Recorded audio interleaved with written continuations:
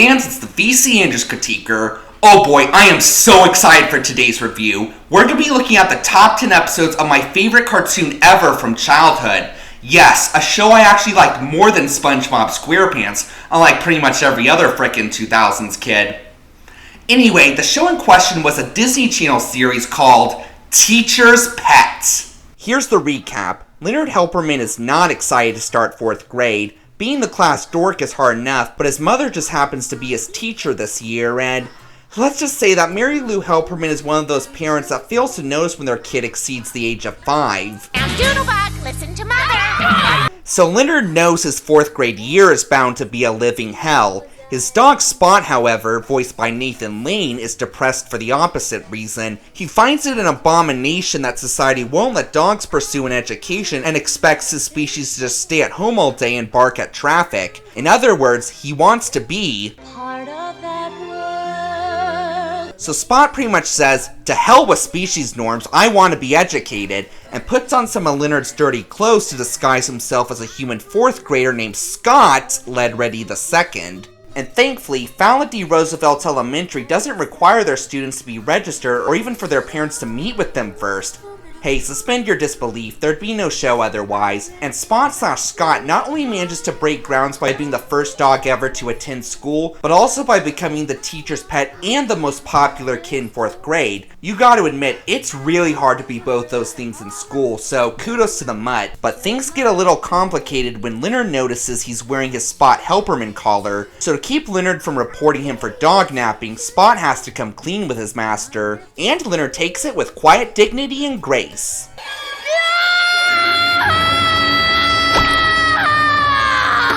Quiet dignity and grace. Okay, no, he's initially a little disturbed by this revelation, and wants everything to be normal again with his dog back at home being, well, a dog. But Spot makes it clear he has no intention of dropping out of school, so Leonard eventually decides to just live with the fact that his dog can talk is posing as the new kid in school. And the rest of the show varies from Scott and Leonard trying to cover up Scott's secret, Scott's dog instincts conflicting with him pretending to be a human, or just regular social issues that kids have to deal with. Either way, there would always be a life lesson learned at the end of each adventure. And like said before, I was obsessed with this series as a kid. I loved the freaky trip out animation, I loved the witty adult jokes, and most of all, I loved the characters. Oh, and it also got a big screen movie, which for now I'll just say, to say I was excited to see in theaters would be the biggest understatement in the history of humankind. But anyway, let's get right into it. Which 10 episodes of this series had the most charm, humor, and heart? These are the top 10 episodes of Teacher's Pet.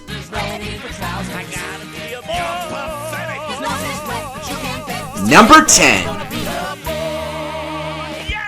Always knock the postman twice. Yes, it's a well-known fact that all dogs view mail carriers as the equivalent of Adolf Hitler. Some dogs might be able to tolerate cats, hell, some can even tolerate the groomer, but mailmen and dogs are always on shakier terms than Trump and Biden. And this episode, as you probably guessed, has this natural anti-mailman nature of dogs come to bite Spot. No pun intended. The episode starts with career day at school, with Teddy's dad presenting a guessing game for what his job is. Scott quickly guesses to his horror that he's, gasp! A mailman! And immediately starts voicing the view that all dogs have towards mailmen. All letter carriers are evil, scheming thieves! Huh? That man may pretend to deliver your mail, but that's all a ruse! He's just trying to figure out how to break into your homes! But his canine views naturally don't translate to acceptable behavior for humans, especially in an elementary school, so Scott naturally gets detention for his hate speech. So Leonard spends the rest of the episode trying to prove to Spot that mailmen aren't pure evil terrorists, while Spot tries to prove that they are. What I love about this episode so much is, besides being a brilliant idea for this show's premise, is that it's also very obviously a commentary on not judging a group of people until you really get to know them, something America has really had trouble with for, well, always really. The scene where Spot is viewing mailmen's harmless activities as those of criminals are very obviously a satire of how racist police view minorities harmlessly going about their business. Ta-da! He's breaking into that house. He's not breaking in if he lives there, Spot. See? Plus, Spot's irrational hatred of mailmen is pretty frickin' hilarious. Nathan Lane really hams it up when capturing the hatred that dogs have for the profession, and I love how Scott goes into a history of how anyone who delivers mail, or the time periods equivalent to such, have always been conspiring against dogs. Plus, Spot otherwise perfectly understands how human society works, so the fact that you would still have beef from mail carriers is just hilarious. But what's really awesome about this episode is how Spot comes to accept mailmen. When Spot's leading a dog revolution against the city mailman and Leonard defends him saying he wants to be a mailman too when he grows up, Spot realizes that if he hates all mailmen, then he'll have to hate Leonard too, and he refuses to do so and convinces the other dogs to back down, though it helps that the city letter carriers bring the dogs pizza and bones. I'm going to be talking a lot about the amazing chemistry Spot and Leonard have, but this is one of the finest examples of that love that could turn even the greatest of biases into tolerance. Not the greatest episode by any means, but a great idea for the series, a great commentary on prejudice, and also a great display of Spot and Leonard's great connection. Oh yeah, and this line is also pretty frickin' funny. Wouldn't it be fascinating if somehow a dog could transform himself into a little boy? Well, I am not going to give away my best ideas for science fiction short stories. Sorry, Mary Lou, but you're a little late. Don't feel bad though, Nickelodeon was too, although that's a story I don't have time to go into now. Next one. Number 9.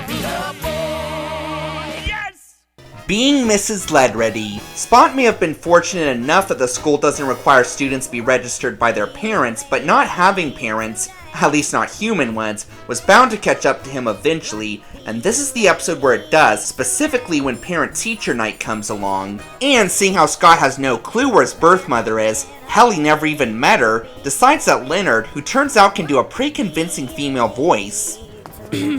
I don't know what you're talking about. Don't take it hard, Lenny. I get mistaken for a lady 8 out of 10 times at my HOA customer service job on the phone. Anyway, because of this, Scott goads Leonard into playing the part of his mother, but it turns out Spot thought Leonard would chicken out and came dressed in a drag as well. Anyway, Mary Lou has a wonderful time visiting with Mrs. Leadready and invites her and Scott over to their house for dinner tomorrow, which Spot immediately accepts upon hearing that there will be pot roast, only realizing the problem with that afterwards.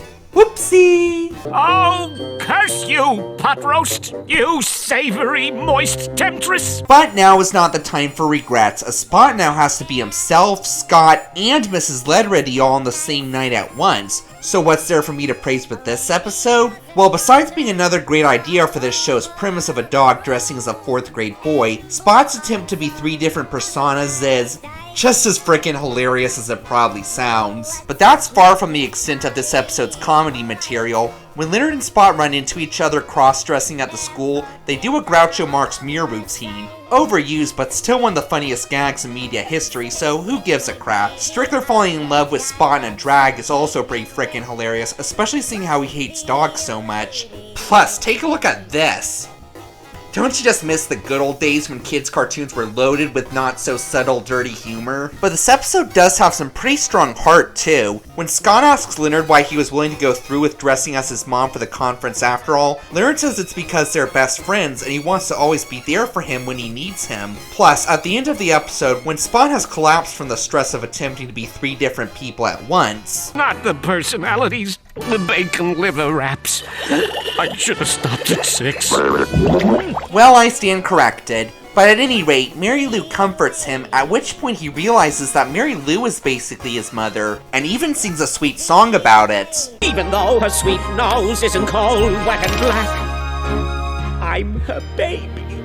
A great message for adopted children about how family doesn't have to mean that you share the same blood, or even the same species for that matter. True family are those who love you. While far from the best episode, it was still a pretty damn good premise for the show, and did have some very strong heart and laughs, especially when topped off with this. And trades with me, so I can sleep in the top bunk once in a while, too. Good night, Spot. Good night, Leonard. Oh, all right. Ew! What? I just laid on a chew toy. Number 8. Yes! Fifi. This is a very interesting episode, and not just because Bernadette Peters guest stars as the titular Fifi. The 4th grade class is excited because the circus is in town tonight, Mrs. Helperman so much so that she agrees to not give the kids any homework and just let them go to the circus. Leonard's psyched to see the clowns, and Scott lays his eyes on the circus's Parisian acrobatic poodle Fifi, and it's love at first sight, and it turns out she likes Spot too and asks him on a date. And the date goes so wonderful that Fifi invites Spot to join her at the circus. More info on that a bit later. So what makes this episode so neat is, besides being one of the few episodes that has little to nothing to do with school or kid social issues, is this is the first time in the series where Spot has ever genuinely been in love. I mean, he's often relished the attention of his female classmates, but has never expressed flat out feelings for any of them. Granted, I don't think Disney would have allowed that for obvious reasons, but okay, fair point, but Spot is confirmed to be an adult in dog years, which we'll go into a bit later, so it would have been pedophilia. Anyway, Spot doesn't just fall in love with this poodle, he really falls in love with her. The performance is especially impressive considering it's from openly gay Nathan Lane. Fifi. Do-do-do-do-do-dee-dee-dum-dum. Griffy. Mo-mo-mo. Jiffy.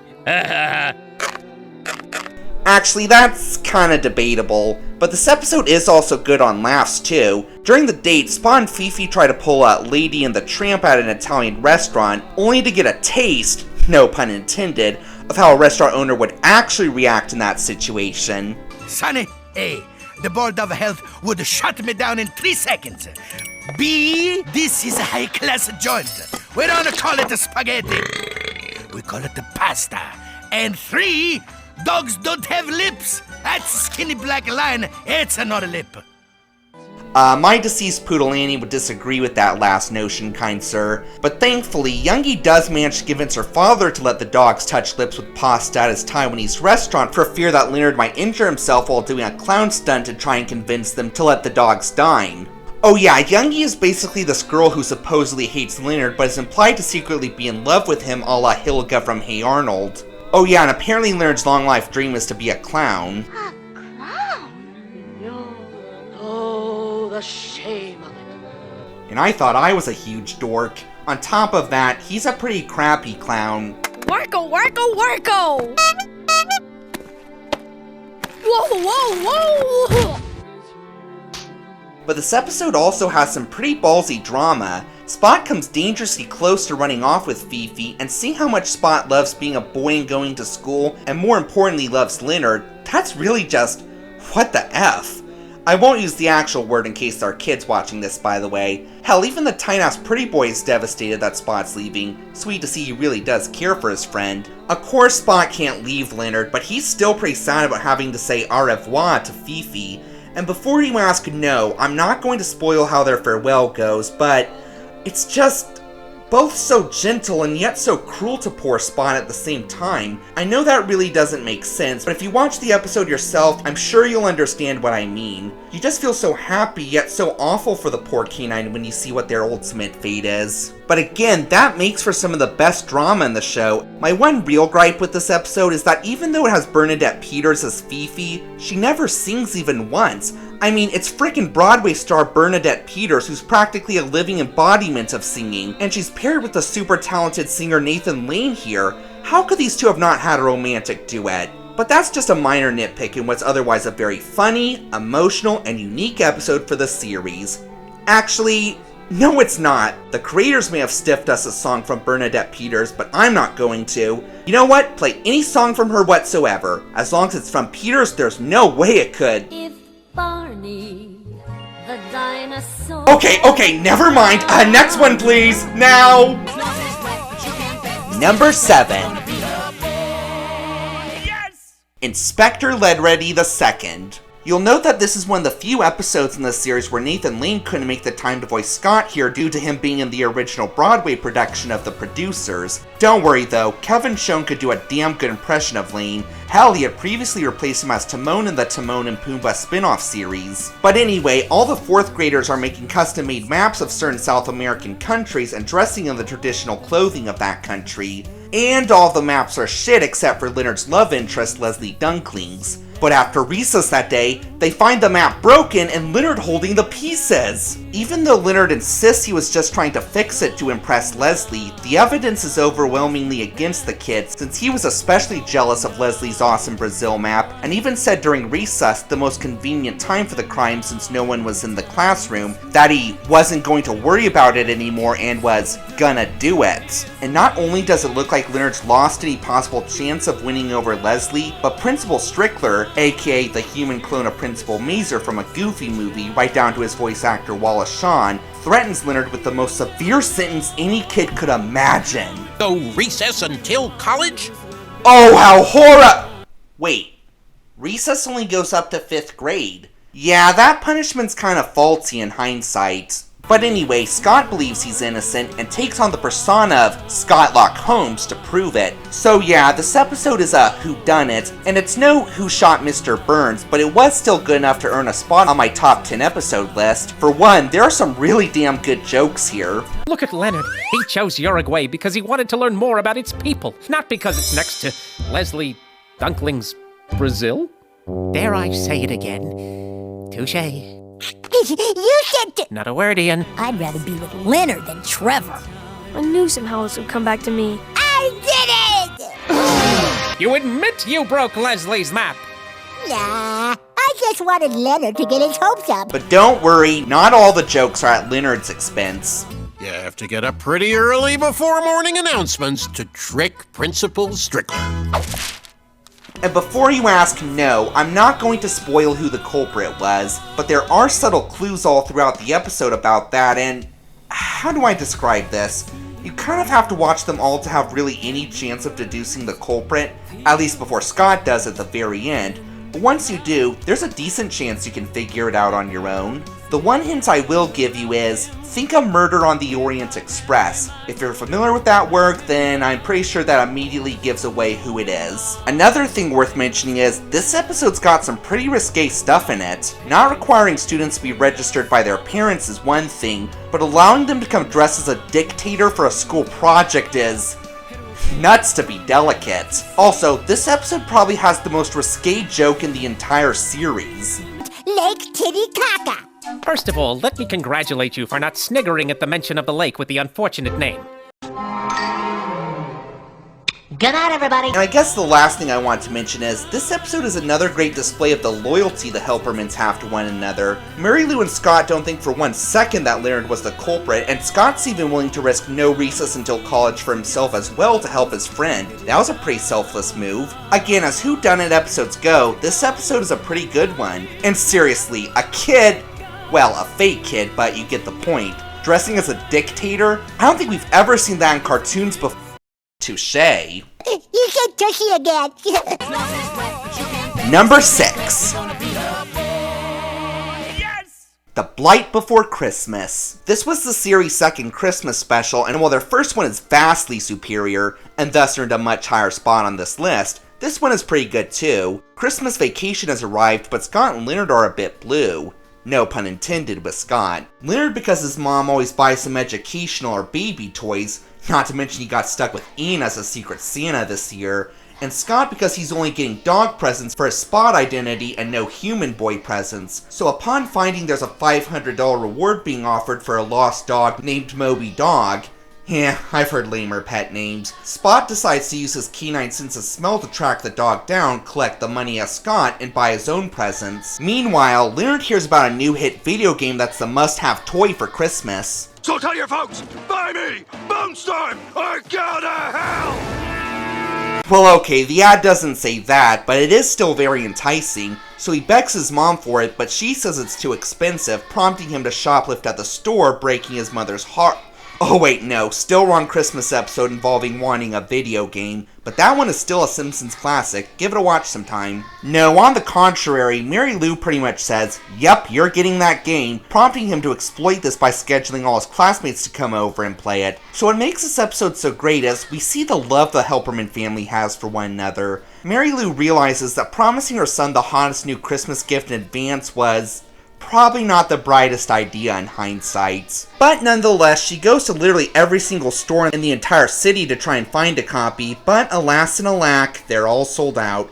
Even a whole truck of the games is cleaned out by other parents in a split second. But still, seeing Mary Lou put all this time and effort into getting Leonard the Christmas gift of his dreams is just so endearing. but Leonard gets a chance to shine too. So Mary Lou breaks the bad news to Lenny that he's not getting the game, and he's stressed because he already promised the kids in advance they could come over and play it, and knows his reputation is now going to be worse than a fruitcake. But get this, Mary Lou learns that there is a store that has one copy left, but they close in 30 minutes. But upon learning that Spot is stranded out in the blizzard, Leonard doesn't have to think for 1 second about which to choose. His dog means much more to him than his reputation or the best video game ever, and this line is proof. Spot!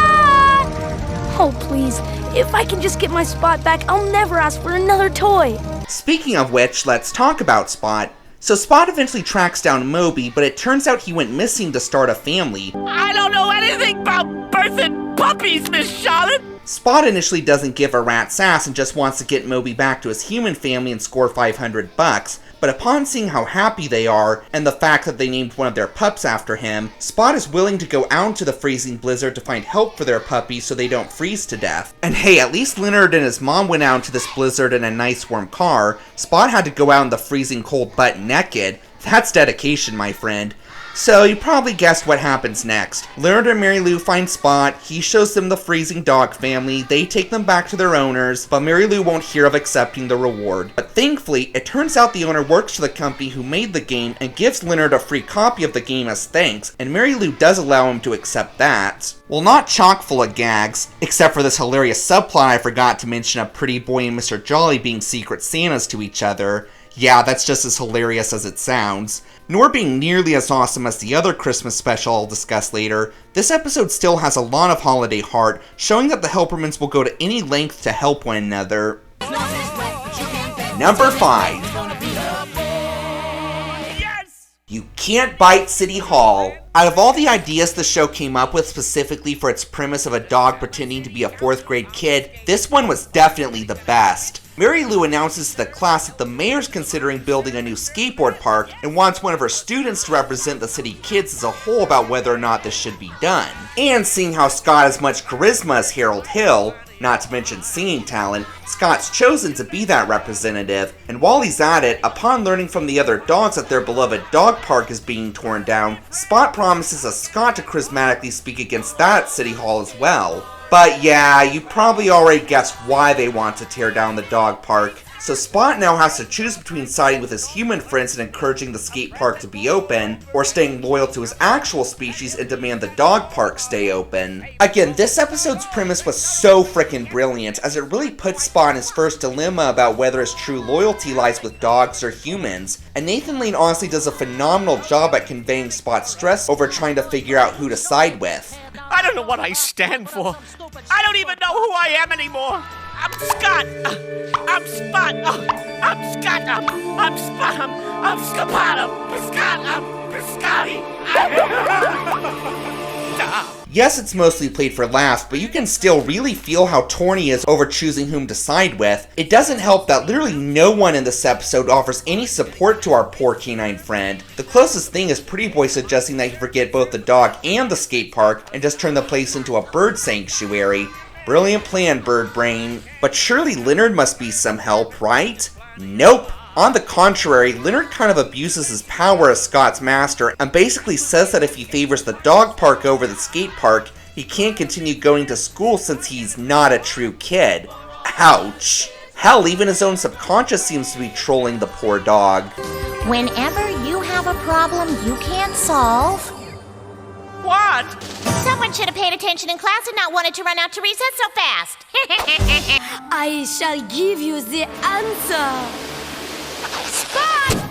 Get up! Another awesome thing about this episode is, it probably has the best parody of Trouble from the Music Man since Marge vs. the Monorail, and it's sung by the brilliant singer Nathan Lane. It's playing in the background right now, but here's a quick, clearer snippet. That's dogs with a D and that rhymes with me, because I figured out what the answer would be. I broke it down and I did it in order. Hey, look at that collie. Is she a border? So you may be wondering, as that clip revealed, how does Spot find the answer? Well, when Scott is stressing at City Hall and can't put off announcing his decision any longer, he remembers how Mary Lou taught the class, as well as my younger self, PEMDAS, or... Please excuse my dear Aunt Sally! Basically, it's an acronym to break down the mathematical order of operations. In other words, breaking down a big problem into tiny bits to try and determine the solution.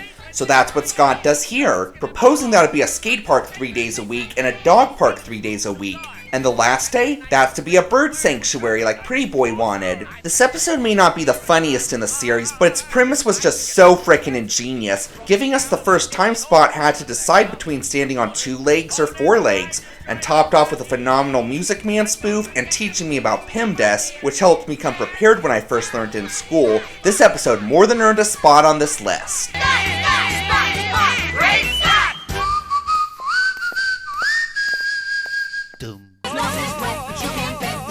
Number 4. Yes! The Flipper. They call him Flipper, Flipper. No, not that Flipper. This episode is great for being probably Leonard's biggest shining moments in the entire series. Basically, the kids at school are starting a new game that's basically marbles but with baseball cards instead of, well, marbles. Anyway, whoever tosses their card closest to the center of the circle wins the other player's cards. Leonard naturally starts out as god-awful at it, while Scott is naturally phenomenal, but Scott feels bad that his best friend and master is so down, so as Spot, he decides to teach him a secret for how he's so awesome a card tosser via an awesome song, which is playing in the background by the way, namely, screw your thumb when tossing cards, which of course dogs don't even have, and flick your wrists in a certain direction in the air to ensure it hits the circle. But anyway, once he discovers this secret, Leonard becomes the best card tosser in the school, winning everyone but Scott's cards, including those of former card tossing champion Principal Strickler, with a move of flipping his card in a manner that knocks all the other cards out of the circle, and thus is dubbed the Flipper. Scott's initially happy for his student, but the two eventually turn from Miyagi and Daniel to Shifu and Tai Lung, as Scott refuses to believe that Leonard, or anyone for that matter, was actually skilled enough to have intentionally planned that awesome shot of knocking Strickler's cards out of the circle. Leonard is pissed that Scott doubts his full card tossing capability, so it's decided that the two of them have to have a match against each other to prove whether or not Leonard has the talent he claims. So yeah, it is so awesome to see Leonard legitimately be the best at something and win the respect of everyone. It's like Charlie Brown or Dustin Henderson earning respect. When they do, it's just so awesome. And keep in mind, Leonard actually does manage to get the best of everyone here, from the 3 popular jocks, Taylor, Tyler, and Trevor, to a grown adult who in his youth managed to toss a card from the top of a frickin' water tower. And semi-spoiler, he does manage to beat Scott in probably the only time in the entire series, by pulling the exact same knock cards out of the circle move, frickin' blindfolded no less.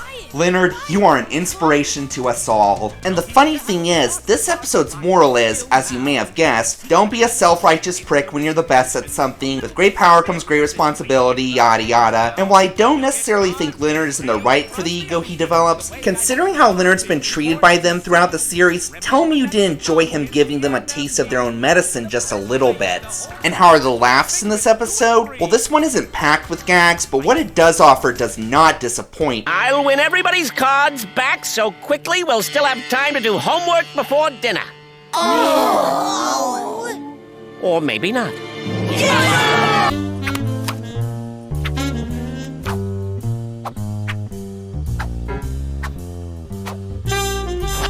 That would have been more impressive if I had more cards. The tight-ass Principal Strickler being revealed to have been a card-playing punk in his younger days is also kind of funny, and Leonard pushing a reluctant Scott to compete against him to prove he can knock cards out of a circle leads to one of my favorite gags in the entire series. Scott's scared! Scott's a chicken! Quack, quack, quack!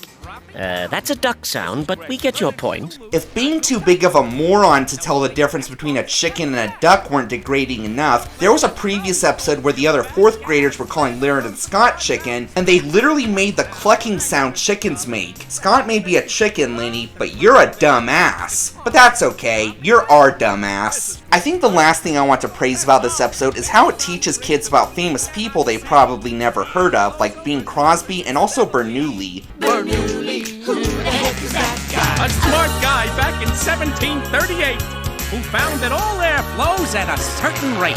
While not loaded with gags, it still has some frickin' good ones, and more importantly, tosses Leonard his biggest bone in the entire series. No pun intended. Say I'm the best again. Shut up, Leonard. You smell like mentholyptus. Number 3.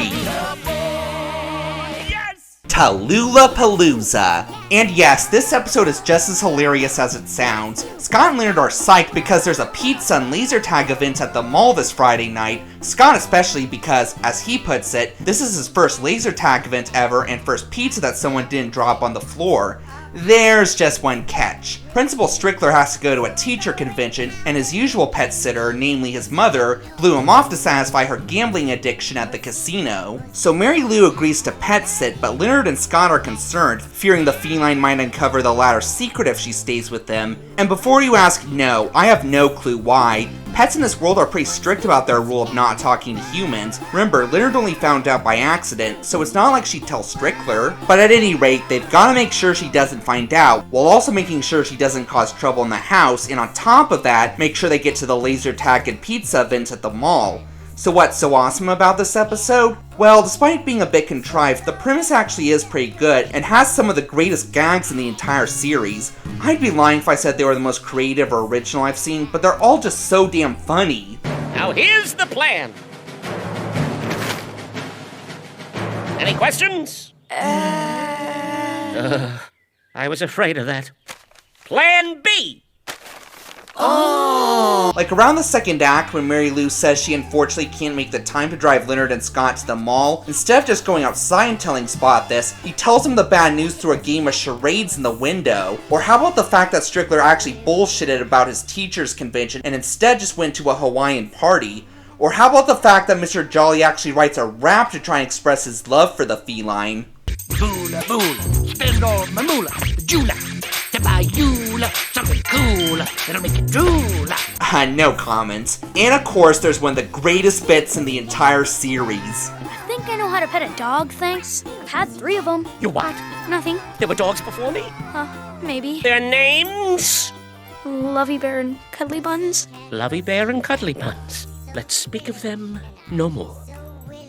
Were they softer than me? Cuter? Sweeter? More lovable? So as you may have guessed, seeing how most of what I've talked about in this segment is the gags, the reason is, the episode kind of pushes its central story of evading the cat and getting to the mall aside in favor of all these great jokes, so there really isn't much to the central story. But again, the jokes themselves are just so good, it really isn't a huge deal. Sometimes it's fine to put more effort into your gags than your stories, that's what made the Looney Tunes so popular. But it doesn't forget the central story either, so you may be wondering, do Leonard and Scott get to go to the mall?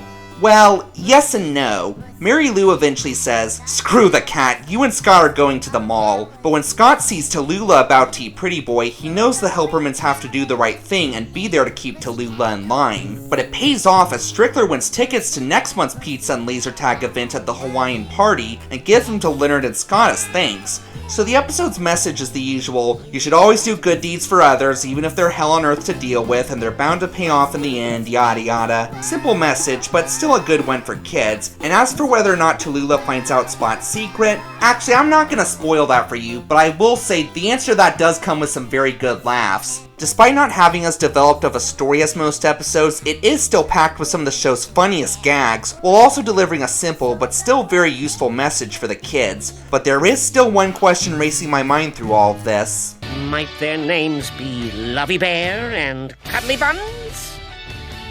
We shall speak of it no more.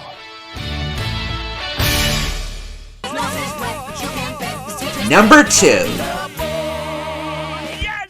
A Dog for All Seasons. This was that first Christmas special for the show I mentioned earlier, and on a side note, this was the very first episode of the series that I saw, and the episode that made me fall in love with this show so much. Why? Let's find out. About a week or two before the events of The Blight Before Christmas, Mary Lou's 4th grade class is preparing a school play of A Christmassy Christmas in Christmastown, a Christmas musical that's just as much of your cliched, stereotypical Christmas story as it sounds, and what Fowler D. Roosevelt Elementary performs every year for Christmas. But upon learning that several students in her class actually celebrate other holidays like Hanukkah, Kwanzaa, and what was it again, Ian?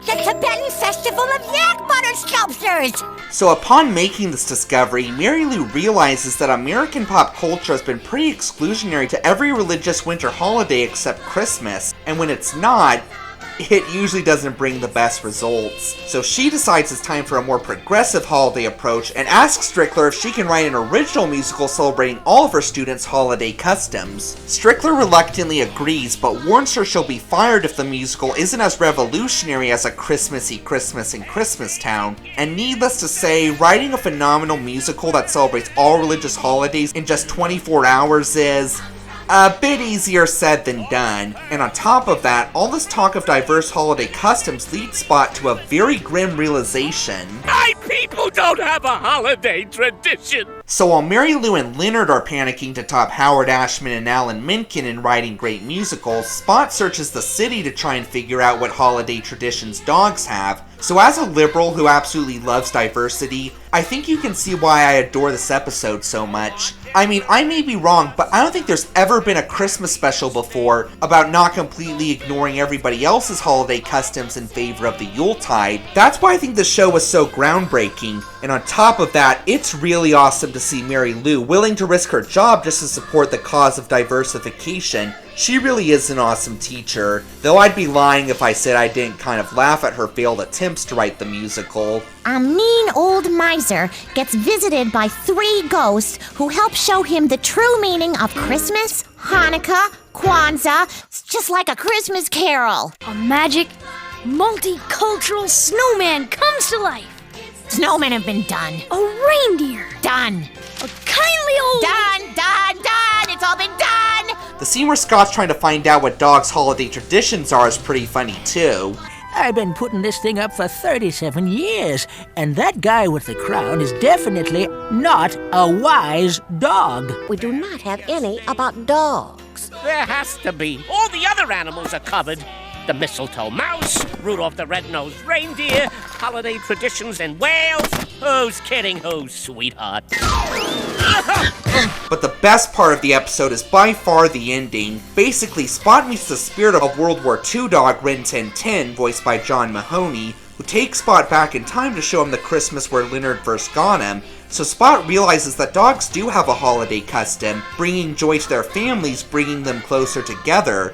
With his confidence restored, he and Leonard collaborate to help Mary Lou, who, as you may have guessed, failed to write the musical. And no, they don't write an entire musical in the span of just a few hours, but they do write a frickin' awesome song playing in the background right now about how winter holidays are important to be diverse because they bring people together.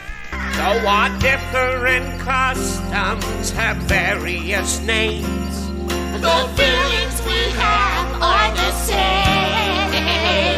Despite not having as many laughs as most episodes, this Christmas special may honestly be the most progressive one in all animation history, with a message of diversity, love, and that everyone has some sort of holiday tradition in one way or another. This episode is a frickin' Yuletide gem.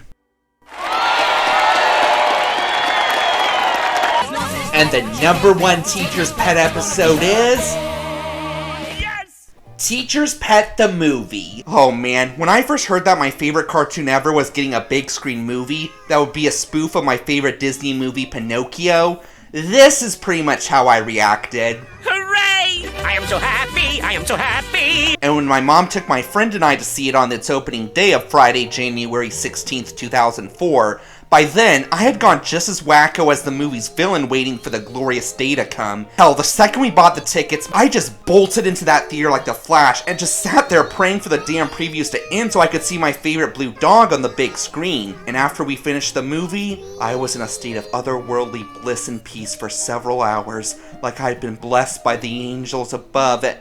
Okay, I'm kind of exaggerating, but I still don't think I've ever been more happy after seeing a movie in my entire life. But anyway, let's get right into the story. With the school year ending, Spot finds he just isn't satisfied with pretending to be a boy any longer and dreams of actually being a real boy just like little Pinocchio. But everyone around him just keeps saying that only puppets with cricket consciences have a shot at that dream. But on the bright side, Strickler reveals that Mary Lou's been nominated for the Teacher of the Year awards, and thus gets an all-expense-paid trip to southern sunny Florida, and Strickler's very own luxury RV, aka his Winnebago. Spot and Leonard are thrilled they get to kick off their summer together in the Sunshine State, and absolutely no dogs are allowed in my Winnebago ever! I hate dogs! Well, that's a doggone shame. But Spot discovers that there is someone besides the Blue Fairy who can allegedly turn him into a real boy, namely a wacko scientist named Dr. Ivan Crank, voiced by Kelsey Grammer, who claims he can mutate animals into human beings. And get this, he just happens to live in the exact area of Florida where Leonard and his mom are heading. So Spot tracks his owners down, dresses as Scott pretending to be on vacation with his family, but have run into a family emergency where all of them except conveniently Scott have to go home right away, and on his family's encouragement, Mary Lou agrees to take Scott to Florida with them. But needless to say, Leonard isn't too thrilled when he learns that Spot pretty much just used him for a free Uber to Florida. But Spot convinces him to at least check the dock out, and sure enough, Dr. Crank is able to make his dream come true. Well, kind of. Spot becomes a human man instead of a human boy since they didn't take dog years into consideration, but he is still glad to at least be human. But things kind of go south for the two BFFs from there, which I'll go into later. Okay, so where do I begin with this movie that for my childhood self was like seeing Citizen Kane or The Avengers?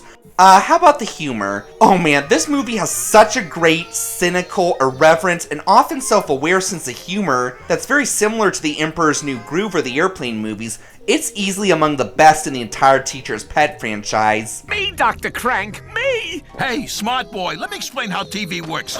We can hear them, but they can't hear us. Hit the road and sing a song about it! What is it with this family and singing? I'm starting to feel Von trapped. It's alive!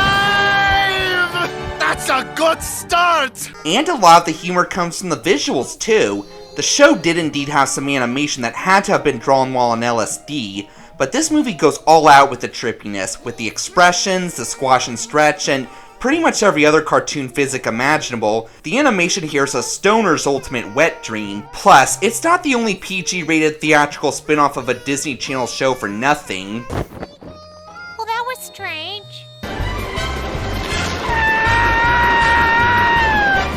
The songs are pretty good as well, but I don't really have time to go into most of them. But I will say that they're fun, catchy, lively, and really give Leonard's voice actor Shaun Fleming, who would grow up to be hit singer Diane Coffee, a chance to showcase his awesome singing talent back when he was still a kid. How about the villain? Dr. Crank is awesome to say the least. Kelsey Grammer is clearly having just as much fun as Sideshow Bob with this performance. Now the whole world will see the genius in me, for I stand on the shoulders of giants.